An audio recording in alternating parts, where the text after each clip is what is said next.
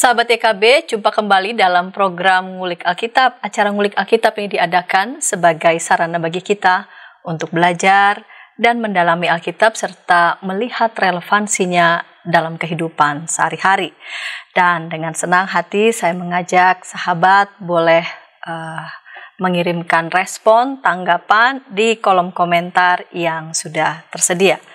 Pada episode kali ini kita hendak mengulik Injil Yohanes pasal 4 ayat 5 sampai 45, dan untuk itu telah hadir di studio YKB narasumber kita Pendeta Asigor P. Sitanggang THD. Salam jumpa, selamat datang kembali di studio kami, Pak Pendeta. Terima kasih untuk kehadiran dan kesediaan mau bersama-sama dengan kita sehingga kita boleh tercerahkan bersama dalam program Ngulik Alkitab. Pada episode kali ini kita mengambil tema perempuan Samaria. Kita mengambil tema perempuan Samaria dari Injil Yohanes pasal 4 ayat 5 sampai 45. Dan sebelum kita memulainya, kita berdoa.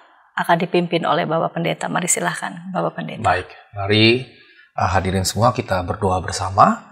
Terima kasih ya Allah untuk hari ini kami boleh diberikan kesempatan belajar kembali melalui Ngulik Alkitab, dan secara khusus kami akan mempelajari karakter sosok perempuan Samaria yang kami percaya kami akan mendapatkan banyak berkat daripada Tuhan, dan karenanya kami serahkan hari ini dalam tangan Tuhan. Demi nama Yesus Kristus kami berdoa dan mengucap syukur. Amin. Amin. Saya akan membaca Injil Yohanes pasal 4 ayat 5 sampai 45, dan para sahabat boleh menyimak dan boleh turut membaca dari Alkitab masing-masing yang sudah para sahabat sediakan. Injil Yohanes pasal 4 ayat 5 sampai 45. Maka sampailah ia ke sebuah kota di Samaria yang bernama Sikhar, dekat tanah yang diberikan Yakub dahulu kepada anaknya Yusuf. Di situ terdapat sumur Yakub. Yesus sangat letih oleh perjalanan, karena itu ia duduk di pinggir sumur itu. Hari kira-kira pukul 12. Maka datanglah seorang perempuan Samaria hendak menimba air. Kata Yesus kepadanya, "Berilah aku minum." Sebab murid-muridnya telah pergi ke kota membeli makanan. Maka kata perempuan Samaria itu kepadanya, "Masakan engkau seorang Yahudi minta minum kepadaku seorang Samaria?" Sebab orang Yahudi tidak bergaul dengan orang Samaria. Jawab Yesus kepadanya, "Jikalau engkau tahu tentang karunia Allah dan siapakah dia yang berkata kepadamu, 'Berilah aku minum,' niscaya engkau telah meminta kepadanya dan ia telah memberikan kepadamu air hidup." Kata perempuan itu kepadanya, "Tuhan, engkau tidak punya timba dan sumur ini amat dalam. Dari manakah engkau memperoleh air hidup itu? Adakah engkau lebih besar daripada bapa kami Yakub yang memberikan sumur ini kepada kami dan yang telah minum sendiri dari dalamnya, ia serta anak-anaknya dan ternaknya?" Jawab Yesus kepadanya, "Barang siapa minum air ini ia akan haus lagi. Tetapi barang siapa minum air yang akan kuberikan kepadanya, ia tidak akan haus untuk selama-lamanya. Sebaliknya, air yang akan kuberikan kepadanya akan menjadi mata air di dalam dirinya yang terus-menerus memancar sampai kepada hidup yang kekal." Kata perempuan itu kepadanya, "Tuhan, berikanlah aku air itu, supaya aku tidak haus dan tidak usah datang lagi ke sini untuk menimba air." Kata Yesus kepadanya, "Pergilah, panggillah suamimu dan datang ke sini." Kata perempuan itu, "Aku tidak mempunyai suami." Kata Yesus kepadanya, "Tepat katamu bahwa engkau tidak mempunyai suami. Sebab engkau sudah mempunyai 5 suami, dan yang ada sekarang padamu bukanlah suamimu. Dalam hal ini engkau berkata benar." Kata perempuan itu kepadanya, "Tuhan, nyata sekarang padaku bahwa engkau seorang nabi. Nenek moyang kami menyembah di atas gunung ini, tetapi kamu katakan bahwa Yerusalemlah tempat orang menyembah." Kata Yesus kepadanya, "Percayalah kepadaku, hai perempuan, saatnya akan tiba, bahwa kamu akan menyembah Bapa bukan di gunung ini dan bukan juga di Yerusalem. Kamu menyembah apa yang tidak kamu kenal, kami menyembah apa yang kami kenal, sebab keselamatan datang dari bangsa Yahudi. Tetapi saatnya akan datang dan sudah tiba sekarang bahwa penyembah-penyembah benar akan menyembah Bapa dalam roh dan kebenaran. sebab Bapa menghendaki penyembah-penyembah demikian. Allah itu roh, dan barang siapa menyembah Dia harus menyembahnya dalam roh dan kebenaran. Jawab perempuan itu kepadanya, aku tahu bahwa Mesias akan datang, yang disebut juga Kristus. Apabila Ia datang, Ia akan memberitakan segala sesuatu kepada kami. Kata Yesus kepadanya, akulah Dia yang sedang berkata-kata dengan engkau. Pada waktu itu datanglah murid-muridnya dan mereka heran bahwa Ia sedang bercakap-cakap dengan seorang perempuan. Tetapi tidak seorang pun yang berkata, apa yang kau kehendaki? Atau apa yang kau percakapkan dengan dia? Maka perempuan itu meninggalkan tempayannya di situ, lalu pergi ke kota dan berkata kepada orang yang di situ, mari lihat, di sana ada seorang yang mengatakan kepadaku segala sesuatu yang telah kuperbuat. Mungkinkah dia Kristus itu? Maka mereka pun pergi keluar kota lalu datang kepada Yesus. Sementara itu murid-muridnya mengajak dia, katanya, Rabi, makanlah. Akan tetapi ia berkata kepada mereka, padaku ada makanan yang tidak kamu kenal. Maka murid-murid itu berkata seorang kepada yang lain, adakah orang yang telah membawa sesuatu kepadanya untuk dimakan? Kata Yesus kepada mereka, makananku ialah melakukan kehendak Dia yang mengutus aku dan menyelesaikan pekerjaannya. Bukankah kamu mengatakan 4 bulan lagi tibalah musim menuai? Tetapi aku berkata kepadamu, lihatlah sekelilingmu dan pandanglah ladang-ladang yang sudah menguning dan matang untuk dituai.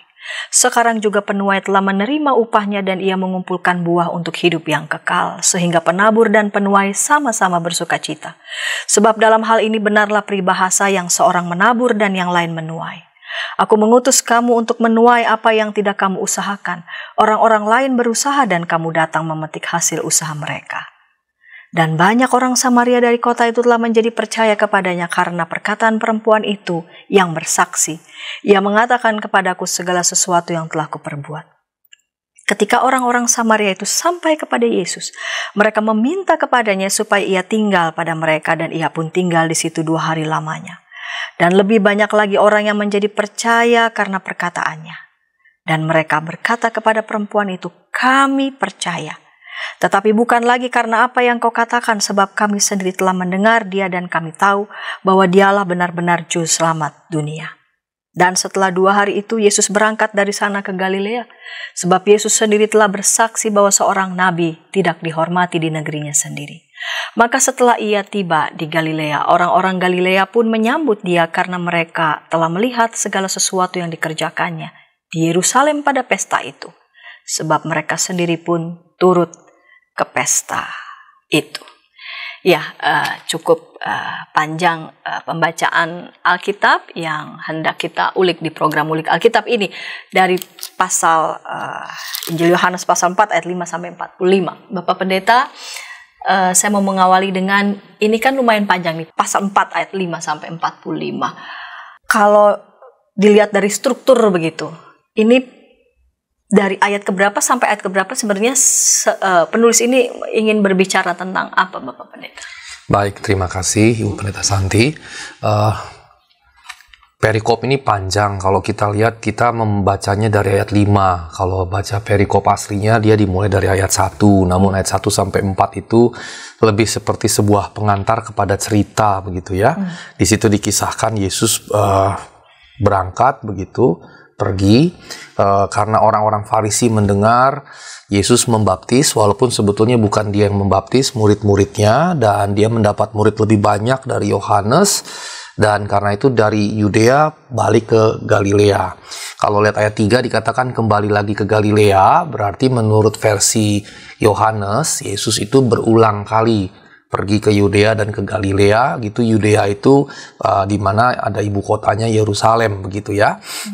Nah, karenanya ayat 4 dikatakan melintas ke daerah Samaria, sehingga memang konten atau percakapan yang bicara tentang perempuan Samaria dimulai di ayat 5. Tapi ayat 5 sampai ayat 8 itu masih sekitaran pengantar kepada kisah perempuan itu ya. Jadi ayat 5 sampai 8 bisa dikatakan pengantar. Nah, kemudian dari 9 sampai 45 itu ada percakapan diskursus yang padat, yang kita bisa bagi dalam beberapa bagian. Misalnya ayat 9 sampai 5 percakapannya seputar air hidup, dan Yesus memanfaatkan sumur. Ketika perempuan itu datang, Yesus minta minum, dan dari situ Dia menjelaskan air hidup, dan sebetulnya Yesus sering sekali menggunakan apa yang ada di sekitarnya untuk kemudian menggunakannya untuk menjelaskan pandangan-pandangan teologis gitu. Air di sumur dia gunakan untuk menjelaskan air hidup, dan air hidup itu adalah dirinya. Kemudian ada percakapan di ayat 16-18, percakapan yang menunjukkan keilahian Yesus, karena Yesus berkata bahwa suamimu, aku tidak bersuami. Yesus bilang, benar, kau sudah punya sekian suami dan yang sekarang pun bukan suamimu. Dan di sini ada bagian khusus percakapan tentang suami dari perempuan Samaria. Kemudian ayat 19-26, ini percakapannya mengenai penyembahan. Barang siapa menyembah, hendaklah menyembah dalam roh dan kebenaran. Tetapi kemudian di bagian itu, penyembahan yang dimaksudkan tentunya berkaitan dengan kemesiasan Yesus atau Yesus sebagai Mesias begitu. Dan baru kemudian masuk ke berikutnya sampai 38, yaitu percakapan Yesus dengan para murid, 27-38. Kemudian percakapan dengan para murid ini juga berisikan satu pokok yang menarik, yaitu tentang makanan, dan Yesus berkata, dialah makanan itu. Dan baru terakhir 39-45, perempuan ini bersaksi bahwa Yesus adalah Mesias, tetapi kesaksiannya juga menarik yang nanti kita akan bahas. Dia tidak memaksa, dia bertanya jangan-jangan itu Mesias, tapi sebetulnya itu secara tidak langsung menunjukkan dia meyakini Yesus adalah Mesias, tapi dengan cara yang tidak penuh percaya diri begitu, tetapi justru yang membuat orang-orang sekotanya tertarik dan kemudian percaya. Nah, kemudian dalam penjelasan kali ini saya mengeluarkan percakapan Yesus dengan para murid karena memang fokus kita pada perempuan Samaria. Tetapi kalau kita lihat the whole story, maka menarik karena dikaitkan ada air minum, air hidup, minuman, kemudian ada makanan begitu. Seakan-akan mau menjelaskan bahwa Yesus ini menjadi pemenuh kebutuhan spiritual manusia dengan menjelaskan pada satu sisi air, pada sisi yang lain makanan begitu. Demikian Bu Santi. Ya, Bapak Pendeta, kita lanjut ya.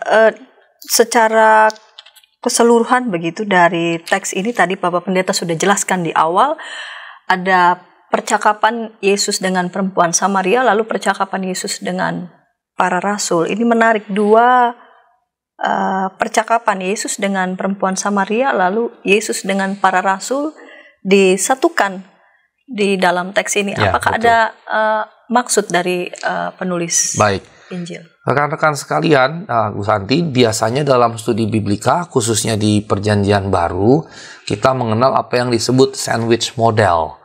Jadi model seperti roti sandwich gitu ya. Kalau roti sandwich itu kan di bawahnya roti, di tengahnya ada isi, bisa salami begitu, bisa daging atau yang lain-lain, baru ada roti lagi begitu ya.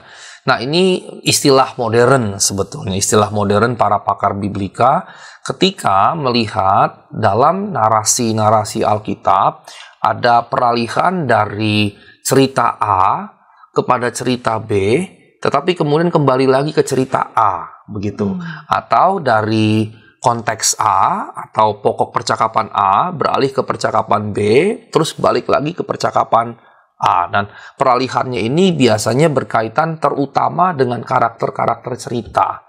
Jadi di bagian A, katakanlah karakter A dengan B, di bagian kedua A dengan C, di bagian ketiga balik A dengan B. Di Injil Markus misalnya, perempuan yang mengalami pendarahan 12 tahun, ya, kisahnya diawali perjumpaan Yesus dengan Yairus, kemudian ditengahi oleh perempuan yang mengalami pendarahan 12 tahun, dan kemudian kembali lagi kepada Yairus. Yang mana kalau misalnya kita ambil kisah perempuan pendarahan tadi keluar dari narasinya tidak terganggu sebagai satu kesatuan, satu unit cerita.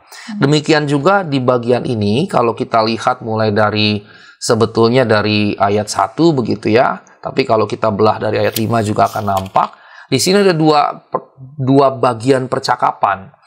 Kalau kita batasi pada percakapannya, maka dia dimulai dengan percakapan Yesus dengan perempuan Samaria, kemudian diisi lagi dengan percakapan Yesus dengan para rasul, kemudian diisi lagi dengan percakapan Yesus dengan perempuan Samaria.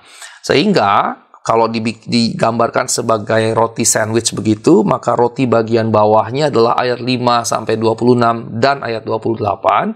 Di tengah-tengahnya itu ayat 27 dan 29 sampai 38. Di bagian roti atasnya itu ayat 39 sampai 45. Bagian bawah itu percakapan Yesus dengan perempuan Samaria yang pertama. Ya, mulai tadi dari air hidup, kemudian suaminya, terus menyembah dalam roh dan kebenaran, baru dijeda oleh percakapan Yesus dengan para rasul yang itu tentang makanan, dan Yesus katakan dirinya adalah makanan itu, makanan rohani, makanan hidup. Kemudian dilanjutkan lagi dengan balik ke percakapan Yesus dengan perempuan Samaria yang kedua.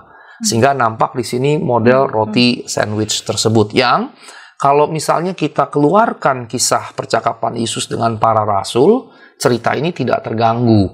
Artinya alur cerita Yesus dengan perempuan Samaria yang pertama dan kedua yang ditengahi oleh percakapan Yesus dengan para rasul, kalau percakapan di tengah ini kita keluarkan, dia tidak terganggu. Dia tetap satu kesatuan, satu unit naratif kami menyebutnya, satu unit naratif atau satu kesatuan cerita yang tidak terganggu. Nah, karena itu ini disebut sebagai sandwich model atau model roti lapis begitu. Ya, terima kasih Pak Pendeta. Kita lanjut ke yang topik selanjutnya. Tema kita kan perempuan Samaria. Lembaga Kitab Indonesia memberi judul Percakapan dengan Perempuan Samaria. Ini kata Samaria ini menjadi penting ya. Apa itu Samaria? Seperti apa Samaria? Kita akan lanjutkan di segmen yang kedua, namun sebelumnya kita dengarkan pesan-pesan berikut ini. Dari kungkungan malam gelap. Nyanyikanlah nyanyian baru. Setiap hari Rabu, pukul 12 waktu Indonesia Barat. Dapat Anda nikmati di channel Lagu Rohani EKB GKI TV.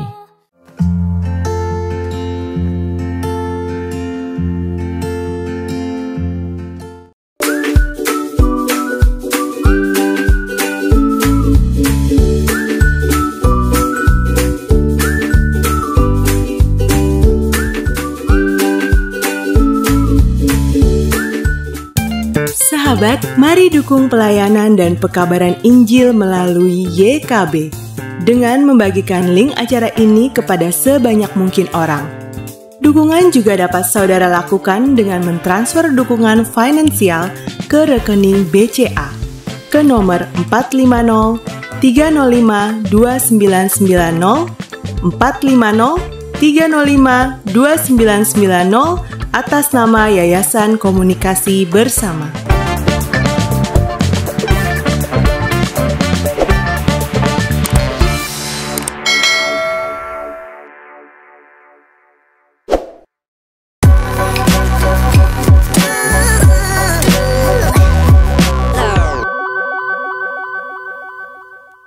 Senang masih bersama dengan kami dalam program Ngulik Alkitab. Sahabat, pada episode kali ini kita mengulik Injil Yohanes pasal 4 ayat 5-45 dengan tema Perempuan Samaria. Kita sudah tiba di segmen yang kedua bersama dengan Bapak Pendeta Asigor P. Sitanggang, PhD.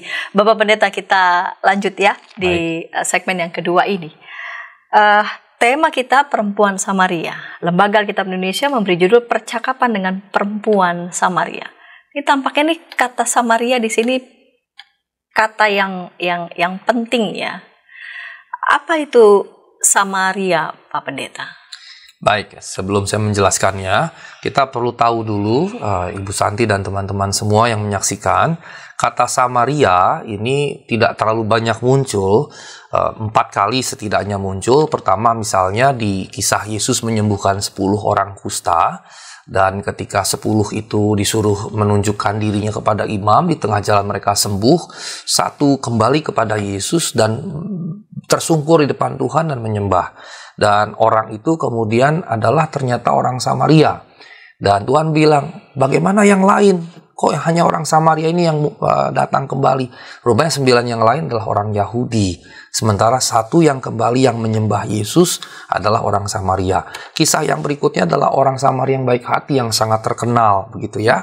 Yang kita tahu ada orang yang digebuki begitu sampai mati, datanglah orang Lewi, datanglah kemudian imam yang mengabaikan, bahkan mereka jalan dari depan seberang jalan supaya tidak punya kewajiban menolong, karena menurut Taurat Musa kalau ada yang mengalami begitu wajib ditolong. Nah, untuk menghindari kewajiban legalistik Taurat, mereka lewat seberang begitu.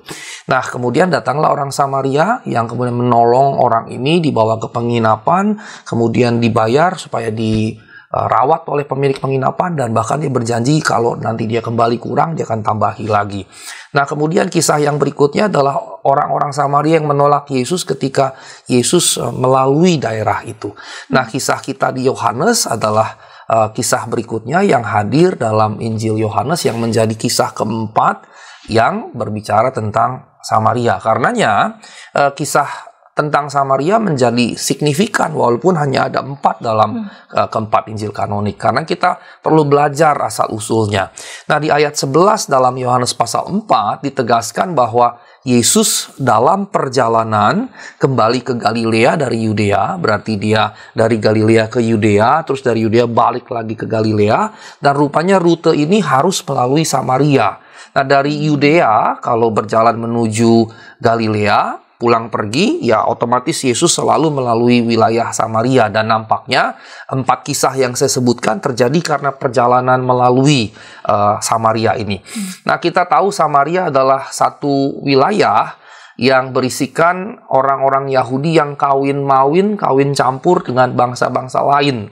Nah, di 1 Raja-Raja 16 ayat 24, ketika kita bicara dari sejarah paling awal, maka Raja Israel Utara yang namanya Omri, dia dikatakan di teks itu membeli gunung Samaria daripada Semer dengan 2 talenta perak.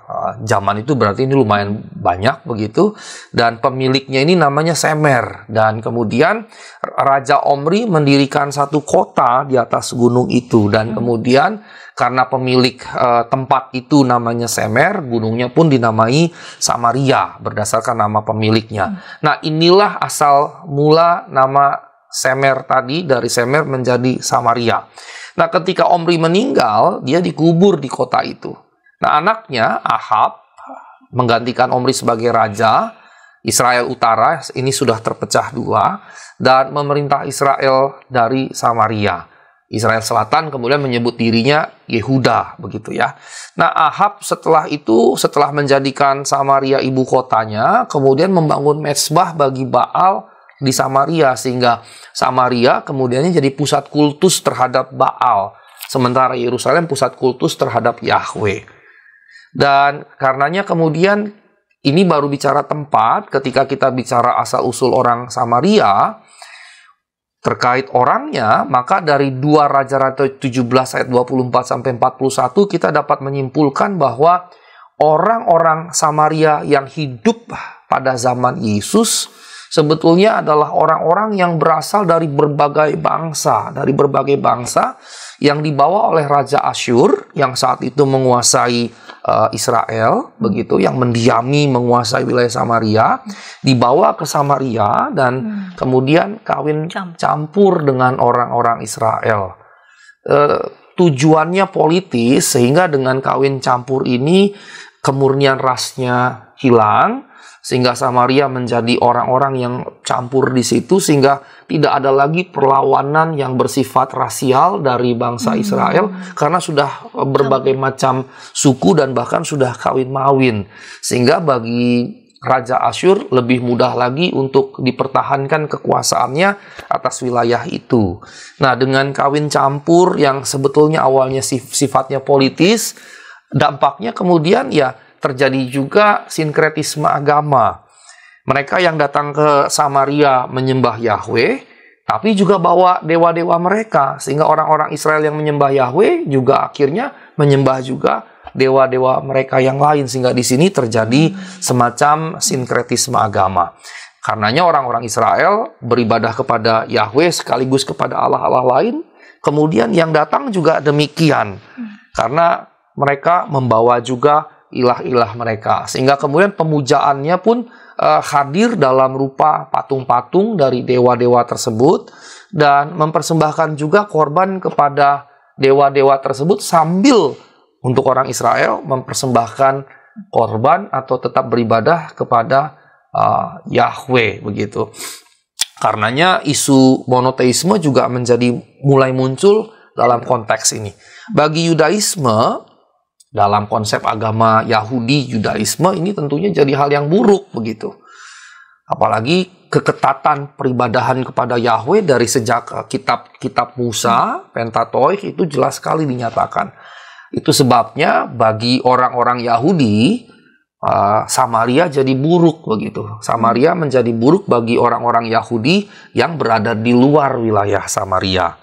Dan kemudian pasca pembuangan, setelah mereka dari pembuangan kembali ke Israel, ya ini berarti setelah, kalau Asyur itu sebelumnya menjajah Israel Utara, kemudian Israel Selatan, Yehuda dijajah oleh Babel.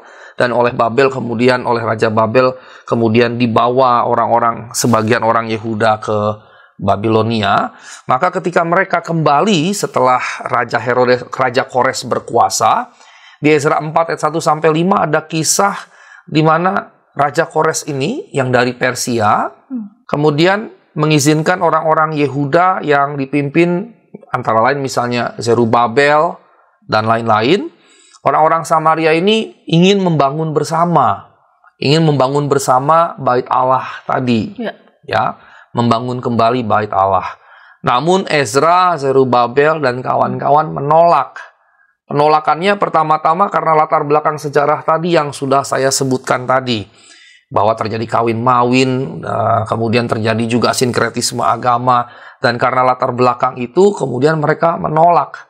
Nah, yang kedua, mereka meyakini bahwa Raja Kores memberi perintah hanya kepada mereka. Mereka ini siapa? Ya orang-orang Yehuda yang dibuang ke Babel. Babelnya pecah dua media Persia, yang berkuasa Persia Raja Kores. Raja Koresnya memberi perintah kepada Ezra, Zerubabel, dan kawan-kawan. Sehingga Ezra dan Zerubabel menganggap ini tugas bagi kami, diberikan kepada kami, bukan bagi kalian, begitu. Dan karena tugasnya diberikan kepada orang-orang Yehuda dan tidak melibatkan orang-orang Samaria, mereka menolak orang-orang Samaria terlibat. Tapi saya sebagai penafsir akan berkata bahwa argumentasi Ezra bagian dari tentunya rasisme tadi, begitu ya, karena sudah menolak ini dan ini dijadikan alasan untuk memperkuat penolakan tadi. Nah, orang-orang Samaria ini kemudian menghambat pekerjaan pembangunan kembali bait Allah oleh Ezra di Ezra 4 ayat 1-6. Jadi karena mereka ditolak, mereka merespons balik, menghambat, melakukan berbagai macam ya entah kudeta dan seterusnya. Nah, selain itu, orang-orang Samaria mengakui bahwa pusat peribadatan mereka adalah di Gunung Gerizim dan bukan Yerusalem. Padahal YHWH memerintahkan bait Allah dibangun di Yerusalem. Dalam percakapan dengan perempuan Samaria, ini muncul. Ayat 20 dikatakan, nenek moyang kami menyembah di atas gunung ini. Tetapi kamu katakan, Yerusalemlah tempat orang menyembah. Dan nanti seperti tadi saya katakan, Yesus senang sekali menggunakan konteks percakapan yang ada, situasi yang ada, kejadian yang ada untuk menjelaskan pandangan teologisnya. Percakapan tadi tentang bahwa orang-orang Samaria menyembah di gunung ini, ayat 20 yang dimaksud gunung Gerizim, sementara orang-orang Yahudi menyembah di Yerusalem, Tuhan pakai untuk menjelaskan bukan di dua tempat itu. Kamu akan menyembah Bapa bukan di gunung ini atau bukan juga di Yerusalem.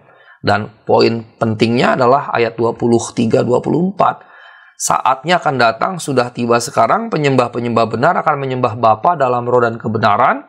Sebab Bapa menghendaki penyembah-penyembah demikian. Allah itu roh, barang siapa menyembah Dia harus menyembahnya dalam roh dan kebenaran. Sehingga Tuhan sebetulnya sedang menyatakan bukan di Gerizim, bukan di Yerusalem karena adalah roh. Maka inti dari penyembahan bukanlah lokus penyembahan, tetapi justru gairah batiniah penyembahan. Dia mengarahkannya ke dalam batin manusia. Karena Dia roh, maka harus disembah dalam roh dan kebenaran.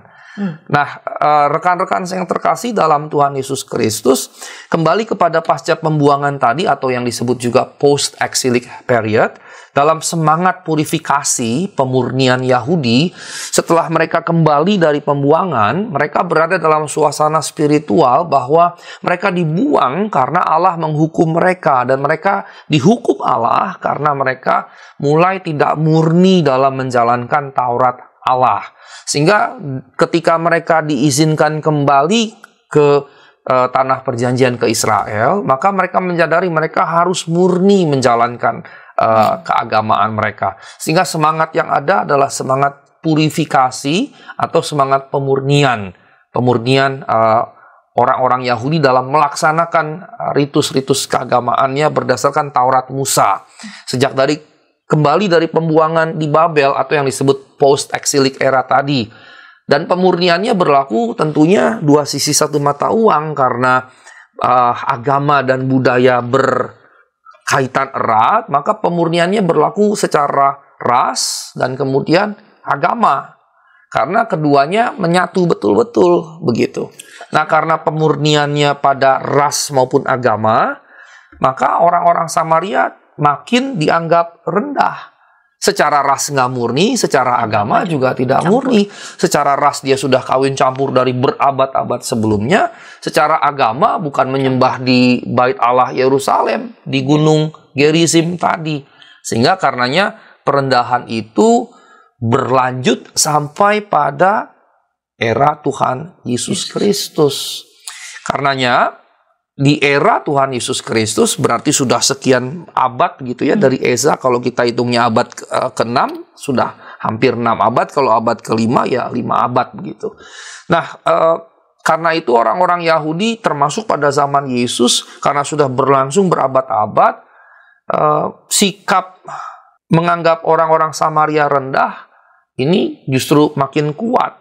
Mengapa? Karena orang-orang Yahudi pada zaman Yesus kan keturunan dari orang-orang Yehuda. Udah pasti begitu ya. Dan menganggap orang-orang Samaria jadinya rendah. Kelas 2. Jadi seakan-akan dua kelompok yang berbeda begitu. Dan teks kita juga tadi menyinggung ya, ketika Yesus datang ke sumur, kemudian setelah itu datang perempuan Samaria, terus Tuhan bilang, berilah aku minum. Maka ayat 9 dia berkata begini, masakan engkau orang Yahudi minta minum padaku seorang Samaria? Terus Alkitab kita dalam kurung berkata, sebab orang Yahudi tidak bergaul dengan orang Samaria. Dan Yahudi memang sangat kuat dengan kemurnian ras dan agamanya. Bahkan kalau kita bergerak lebih jauh di Kisah Para Rasul, ketika Petrus dapat penglihatan, ada kain putih, ada binatang yang halal dan tidak halal. Terus Tuhan bilang, Petrus makanlah. Petrus bilang, aku tidak makan yang tidak halal, sampai Tuhan berkata 3 kali. Dan ternyata sebetulnya Tuhan tidak sedang bicara makanan karena penglihatan itu Tuhan pakai kepada Cornelius, pada event Cornelius. Dia dapat penglihatan untuk disuruh ke rumah Cornelius. Cornelius juga dapat penglihatan untuk menyuruh utusannya ke rumah Petrus, jemput Petrus untuk memberitakan Injil ke rumahnya. Nah, ketika Petrus memberitakan Injil di rumah Cornelius, barulah Petrus sadar bahwa penglihatan itu bicara tentang ini. Dan di situ Petrus jelas sekali berkata bahwa orang Yahudi tidak boleh masuk ke rumah orang non-Yahudi. Jadi kisah dari Kisah Para Rasul menambahi ketegasan bagaimana Yahudi menganggap dirinya dan bagaimana menganggap orang-orang lain. Bagi orang-orang Yahudi, bukan hanya orang Samaria, tapi orang-orang lain juga yang non-Yahudi. Kalau Samaria kan seperti blasteran begitu ya. Harusnya masih ada sedikit darah, masih dihormati. Tapi ini tidak, karena faktor purifikasi tadi. Pemurnian ya. Pemurnian. Dan karenanya ada jadi semacam permusuhan, bahkan kebencian ras di antara orang Yahudi dengan orang Samaria. Di Yohanes 8 ayat 48 misalnya, ini menyedihkan. Orang-orang Yahudi menganggap orang-orang Samaria sejajar dengan orang yang kerasukan setan. Kelasnya dianggap sama begitu. Sementara orang kerasukan setan itu paralel dengan orang gila, karena orang gila dianggapnya kegilaannya karena kerasukan setan. Sehingga dengan kata lain orang Samaria itu dianggap rendah dan hina sekali di Yohanes 8 ayat 48. Nah, teks kita tadi menegaskan Yohanes 4 ayat 9, orang Yahudi tidak bergaul dengan orang Samaria, tapi juga dengan seperti kisah Rasul dengan orang-orang yang non-Yahudi lainnya. Nah, dari Yahudi berlaku begitu, rupanya secara ya bisa kita katakan sosiopsikologis begitu ya. Kalau orang direndahkan terus-menerus, maka akan menimbulkan lewat proses internalisasi, akan menimbulkan sikap inferior. Ya. Dan percakapan perempuan Samaria dengan Yesus di Yohanes 4 ayat 9a yang berkata, "Masakan engkau seorang Yahudi minta minum padaku seorang Samaria?" Berarti internalisasi itu berhasil. Ya wajar karena berabad-abad begitu. Ketika orang Yahudi selalu menganggap orang Samaria rendah, lama-lama ya terbentuklah orang Samaria ini merasa dirinya rendah, inferior. Itu terinternalisasi lewat proses waktu, akhirnya jadi identitas. Ya. Dia mengidentifikasi dirinya orang rendah, orang hina, yang kalah kelas dengan orang Yahudi. Nah, dalam pergumulan, dalam kehidupan kita sehari-hari ini juga kita harus waspadai. Jangan sampai entah sadar, entah tidak sadar, kita menjadi bagian dari orang-orang yang merendahkan orang-orang lain secara terus-menerus, sehingga internalisasi terjadi pada orang-orang itu, sehingga orang-orang itu merasa dirinya hina, tidak semulia orang-orang lain. Contoh, kepada ART misalnya. Kalau kita memperlakukan ART kita dengan terus-menerus dengan perendahan sedemikian rupa, kita akan membangun identitas, internalisasi yang berlanjut akan jadi identitas, dan ART akan merasa dirinya memang hina. Maupun juga orang-orang yang lain. Nah, ini dosa besar yang kita harus hindari. Baik, Bapak Pendeta. Kita akan lanjut karena tema kita juga perempuan Samaria. Ada percakapan-percakapan penting ya, dan ini pokok-pokok teologis yang Yesus sampaikan ketika bercakap-cakap dengan perempuan Samaria. Namun kita akan lanjutkan di segmen yang ketiga, dan sebelumnya kita dengarkan pesan-pesan berikut ini. Tanganku dipegang. Injil dalam Melodi. Setiap hari Kamis pukul 12 waktu Indonesia Barat. Dapat Anda nikmati di channel Bedah Lagu YKB GKI TV.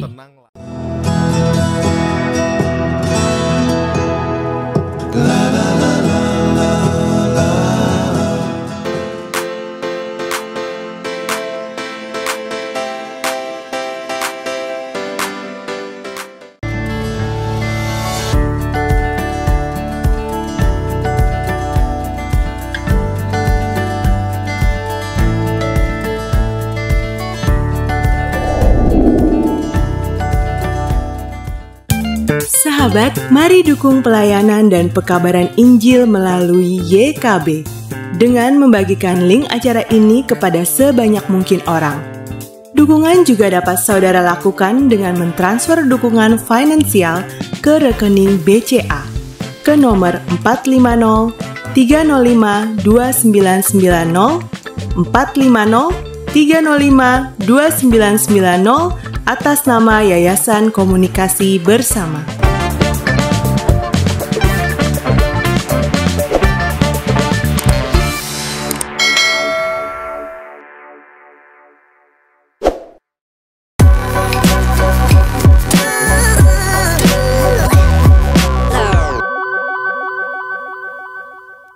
Senang masih bersama dengan kami dalam program Ngulik Alkitab. Pada episode kali ini kita mengulik Injil Yohanes pasal 4 ayat 5-45 dengan tema perempuan Samaria. Kita sudah tiba di segmen yang ketiga. Mari sahabat, saya mengajak kita boleh berinteraksi di kolom komentar yang sudah tersedia. bersama dengan narasumber Pendeta Asigor, THD, dan saya sebagai pemandu percakapan Pendeta Santiani Manurung. Kita tiba di segmen yang ketiga, Bapak Pendeta. Ada percakapan-percakapan penting ya, yang substansial yang Yesus sampaikan ketika dia bercakap-cakap dengan perempuan Samaria. Apa-apa saja pokok-pokok penting yang hendak Tuhan Yesus sampaikan? Baik, terima kasih Bu Santi.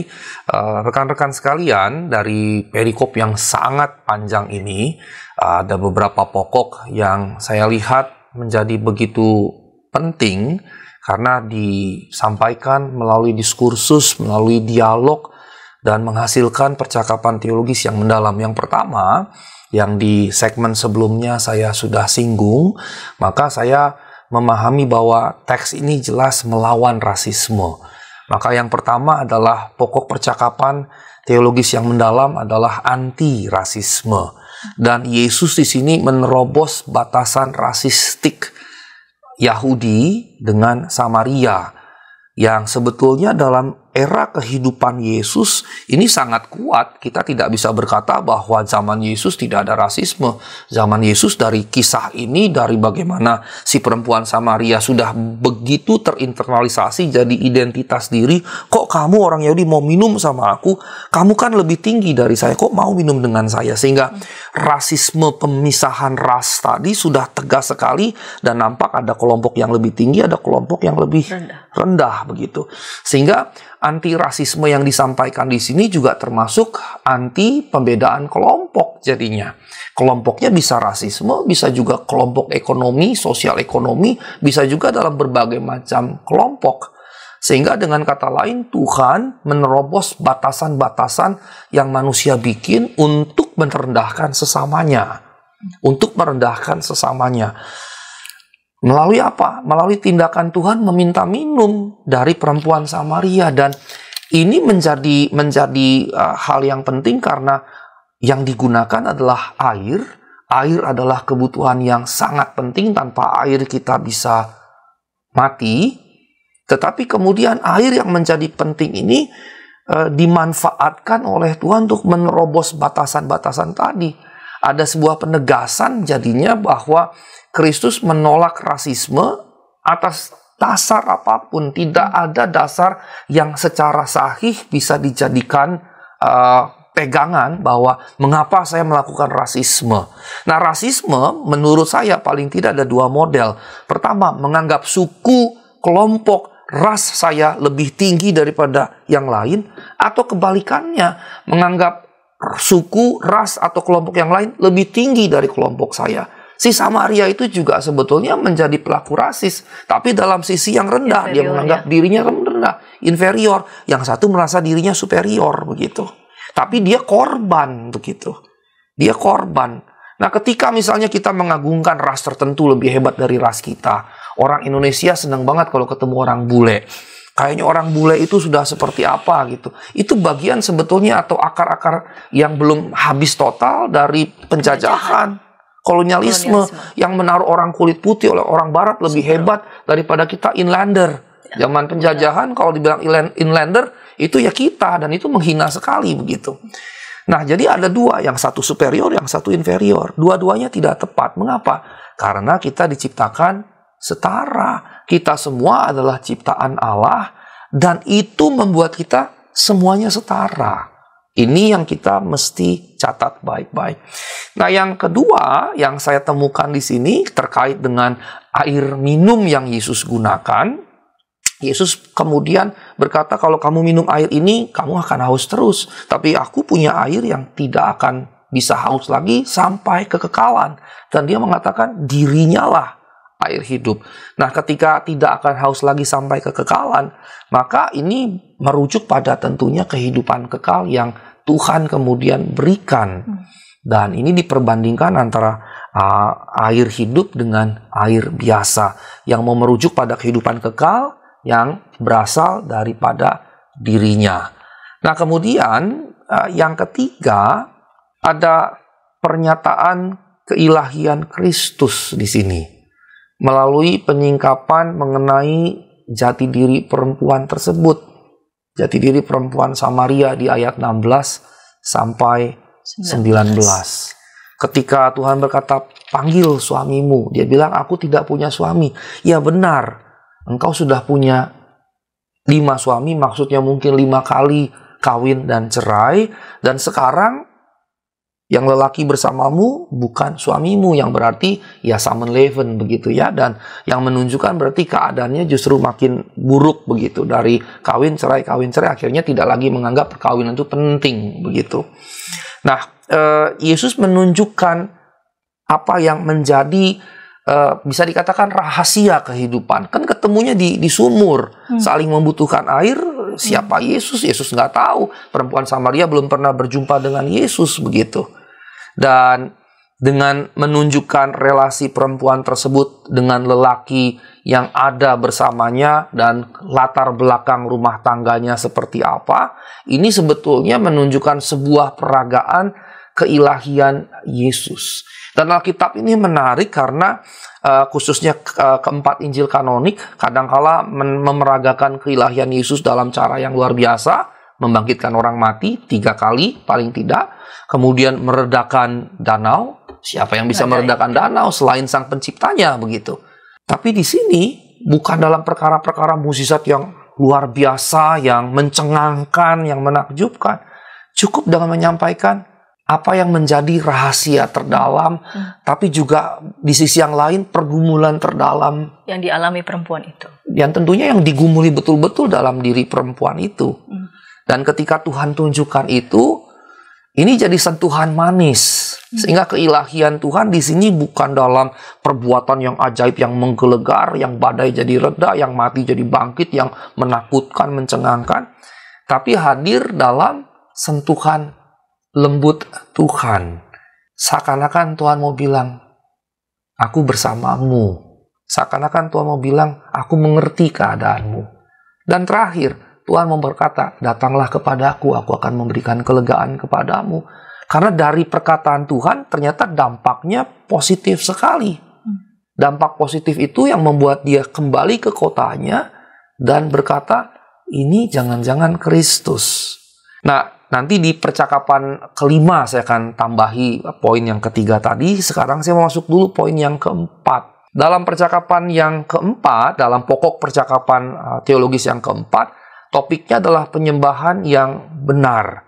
Maka kalau kita lihat mulai dari ayat 20 sampai 26, di situ dalam roh dan kebenaran, begitu ya. Dalam roh dan kebenaran.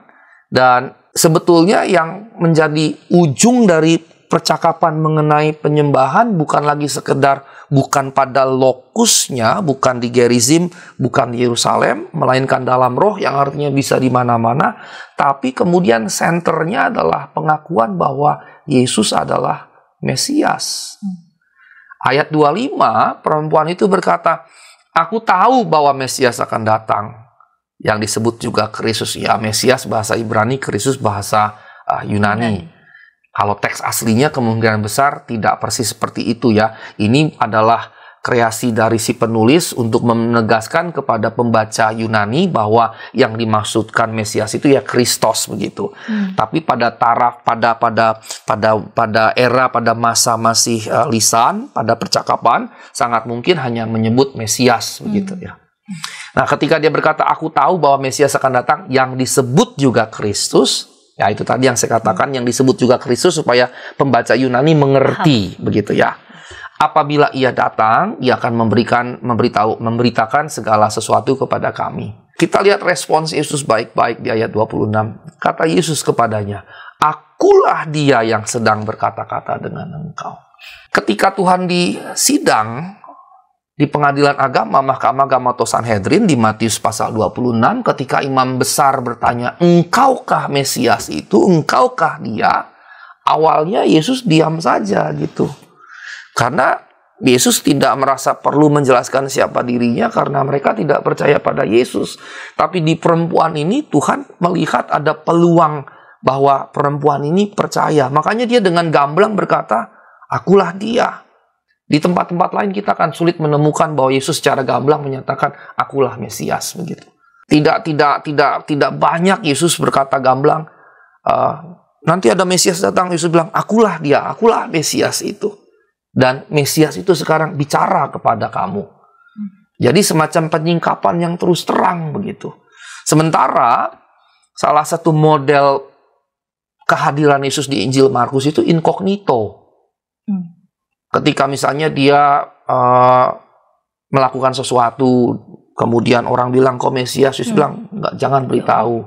Atau ketika setan-setan, mau apa engkau hai anak Allah yang maha tinggi, terus Yesus suruh diam dan pergi. Kemudian yang lain juga di kisah yang lain Yesus bilang jangan sampaikan, jangan beritahu. Jadi di banyak kisah Yesus justru tampil incognito begitu. Makanya muncullah istilah incognito Christi, Mesias yang menyamar begitu. Tapi di sini dia tidak menyamar, justru dia dengan gamblang dan belak-belakan berkata, akulah Mesias itu. Sehingga penjelasan yang cukup panjang di dalam ayat 20-26 ini mengerucut pada bukan sekedar Gerizim, bukan sekedar Yerusalem bisa menyembah di mana-mana karena Allah adalah roh, dan karena dia adalah roh dia hadir di mana-mana, tapi bukan lagi sekedar tempat, tapi siapa yang dipercaya. Dan kemudiannya dia mau menegaskan dirinya lah Mesias, sehingga penyembahan yang benar dalam percakapan ini adalah pengakuan percaya bahwa Yesus adalah Kristus. Dan karenanya ini mengerucut pada poin terakhir saya. Poin terakhir saya yang berkaitan tadi dengan poin yang ketiga. Setelah Yesus menunjukkan kuasa keilahiannya dengan cara yang manis, dengan cara yang lembut begitu, yang mengubahkan, yang menyentuh batin dari si perempuan tadi, maka kemudian si perempuannya, dan ini menarik ya, dia tidak berkata, ini Kristus. Dia tidak berkata dengan penuh keyakinan, begitu seperti pengkhotbah-pengkhotbah KKR misalnya begitu ya. Tapi dia justru seperti bertanya, walaupun dia tahu itu adalah Kristus. Misalnya di ayat yang 29. Mari lihat, di sana ada seseorang yang mengatakan kepadaku segala sesuatu yang telah kuperbuat. Saya jadi berpikir waktu membaca teks ini sebelumnya, jangan-jangan selain ini Tuhan ada ngomong yang lain begitu. Karena kata segala sesuatu. Dan mungkin editor Injil Yohanes menganggap hanya ini yang perlu dicantumkan karena ini saja sudah menunjukkan kuasanya begitu. Tapi kata segala sesuatu ini bisa saja menunjukkan bahwa Yesus menyampaikan cukup banyak tentang dirinya. Dan pertanyaannya, mungkinkah dia Kristus ini? Ini bukan pertanyaan meragukan, ini pertanyaan retorik begitu. Pertanyaan yang bukan meragukan atau yang bertanya untuk memastikan, tetapi pertanyaan retorik.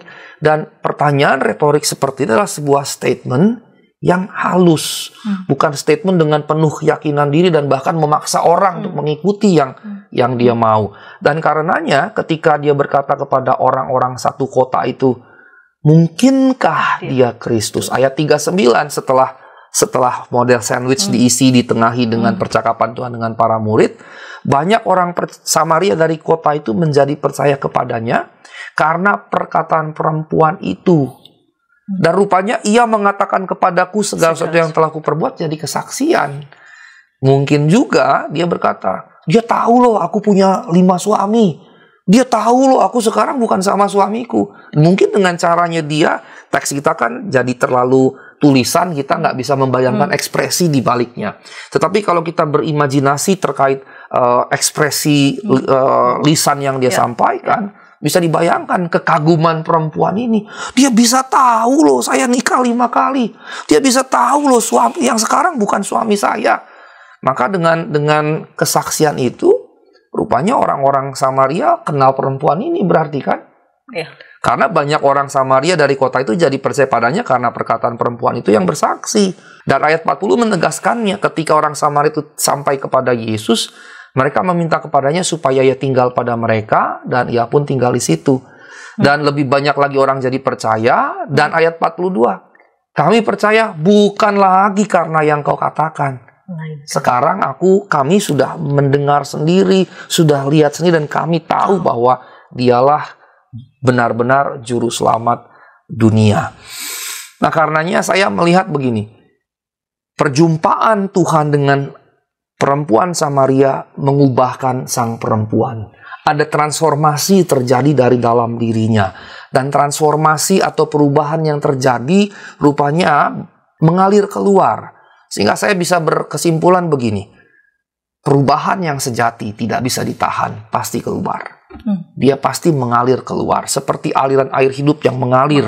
Seperti Tuhan sebutkan di ayat sebelumnya ketika ia bicara tentang air hidup akan mengalir terus. Nah, kehidupan yang diubahkan menjadi kesaksian hidup yang sejati. Kehidupan perempuan Samaria tersebut diubahkan dan menjadi sebuah keniscayaan serta-merta otomatis. Menjadi sebuah keniscayaan bahwa perubahan yang sejati membawa kesaksian hidup. Kesaksian yang hidup bagi orang-orang lain. Bukan sekedar kesaksian verbal, walaupun dia menyampaikannya secara verbal. Tetapi perubahan yang sejati akan mengubah seseorang, dan perubahan itu tidak bisa ditahan di dalam, akan mengalir keluar, dan akan disaksikan oleh orang-orang lain. Kalau kita berubah, kita berkata kita dijamah Tuhan, kita disentuh Tuhan, kata-kata kita masih kasar, kotor, dan seterusnya, orang tidak akan teryakini. Tetapi perubahan yang sejati pasti akan menghasilkan buahnya yang dinikmati oleh banyak orang. Karenanya saya tiba pada penutup. Yang pertama, saya ingin mengulangi hal ini. Yesus menerima siapapun dari latar belakang apapun. Siapapun dari latar belakang apapun. Yesus menolak keras rasisme. Sebagai umat percaya, anggota gereja maupun sebagai gereja, maka kita pun harus menerima siapapun dari latar belakang apapun. Karenanya sebagai individu, anggota gereja, sebagai gereja, kita harus menolak keras segala bentuk rasisme maupun perbedaan-perbedaan kelompok yang membeda-bedakan manusia. Yang kedua, perjumpaan yang sejati dengan Kristus pasti mengubahkan ia yang berjumpa dengan Kristus. Dan orang yang diubahkan akan bersifat viral, akan berdampak bagi orang-orang lain. Kalau dia mengalami perubahan, dia tidak perlu memaksa dirinya, dia tidak perlu memaksa orang lain, tapi itu akan mengalir keluar dari dirinya yang kemudian bersifat viral, berdampak, dinikmati banyak orang. Amin. Tuhan Yesus memberkati. Wah, terima kasih Bapak Pendeta Asigor, ini mencerahkan ya bagaimana Tuhan Yesus ini secara mengalir ya bercakap-cakap dengan perempuan itu dengan pertama meminta air. Ya. Dan itu justru membuka percakapan, dan itu membawa transformasi bagi perempuan ini, dan melaluinya banyak orang menjadi percaya kepada Tuhan Yesus, sumber air kehidupan, makanan kehidupan. Amin. Sahabat, jika sahabat merasa pada tayangan program Ngulik Alkitab ini boleh menjadi berkat, sahabat boleh membagikannya kepada sebanyak mungkin orang, supaya sebanyak mungkin orang juga boleh menerima berkat dari program Ngulik Alkitab. Dan sebelum kita menutup program Ngulik Alkitab pada episode kali ini, kita mau berdoa dipimpin oleh Bapak Pendeta Asigor. Mari silakan. Baik, Bapak mari Pendeta. kita berdoa. Ya Allah, terima kasih untuk jabaran yang kami telah terima daripadamu. Kiranya Engkau memberkati setiap kami, baik yang mempercakapkannya di studio ini maupun juga yang mendengarkannya dari kanal YouTube kami. Kiranya Tuhan memberkati dan mendorong kami, dan biarlah kami juga mengalami perjumpaan demi perjumpaan dengan Tuhan, sentuhan demi sentuhan dengan Tuhan, dan sentuhan itu kiranya boleh mengubahkan setiap kami, membawa perubahan yang kemudiannya berdampak bagi paling tidak orang di sekitar kami. Terima kasih Tuhan, demi nama-Mu yang kudus, Tuhan kami, Yesus Kristus, kami berdoa dan mengucap syukur. Amin. Amin. Sahabat, mari dukung pelayanan dan pekabaran Injil melalui YKB dengan membagikan link acara ini kepada sebanyak mungkin orang. Dukungan juga dapat saudara lakukan dengan mentransfer dukungan finansial ke rekening BCA ke nomor 450 305 2990 450 305 2990 atas nama Yayasan Komunikasi Bersama.